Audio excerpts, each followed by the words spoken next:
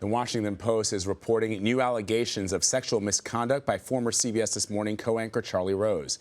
CBS News fired Rose in November after 8 women connected with his PBS program claimed he had groped them, exposed himself, or spoke to them inappropriately. Jericka Duncan has more on the allegations that, according to the newspaper, show a much wider pattern of harassment. The Post reports 27 women, including 14 CBS News employees, said Rose sexually harassed them over a more than 30-year period.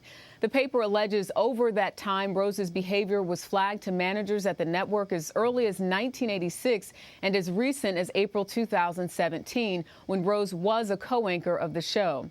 In one example, when Rose worked for 60 Minutes in 2013, an employee says he grabbed her buttocks as he walked down an office hallway.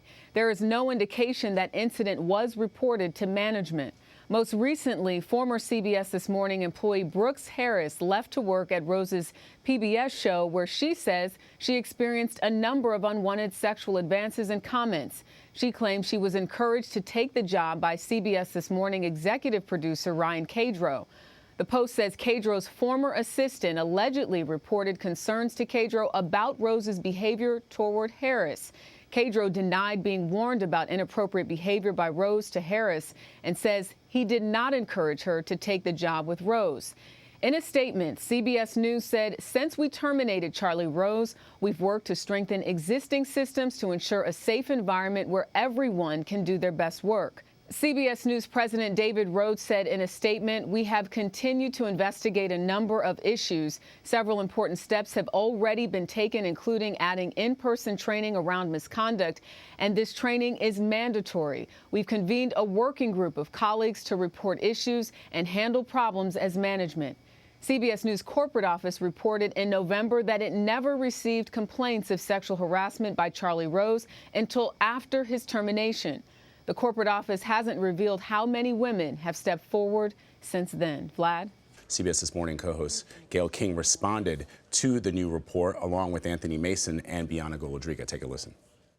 I have a very bad case of deja vu, I have to say. Yeah. You know, I feel sick to my stomach.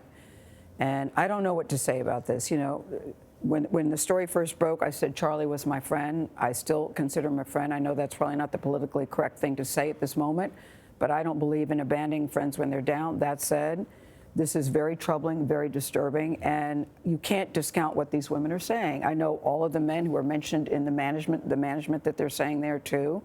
I have great respect for them. And this is what I know. I don't know what more we can do to Charlie Rose, except a public flogging. He's gone. He's not coming back to CBS News. Nora O'Donnell, John Dickerson, and I are the new team. We are working very hard here. I know that we bring a quality broadcast surrounded by a quality team, and all we can continue to do is do the best possible job that we can. But you see these allegations, you hear the stories, and it just makes you sick all over again. And I don't know what to do. Unfortunately, you've had to handle this story for far too many mornings here on this show.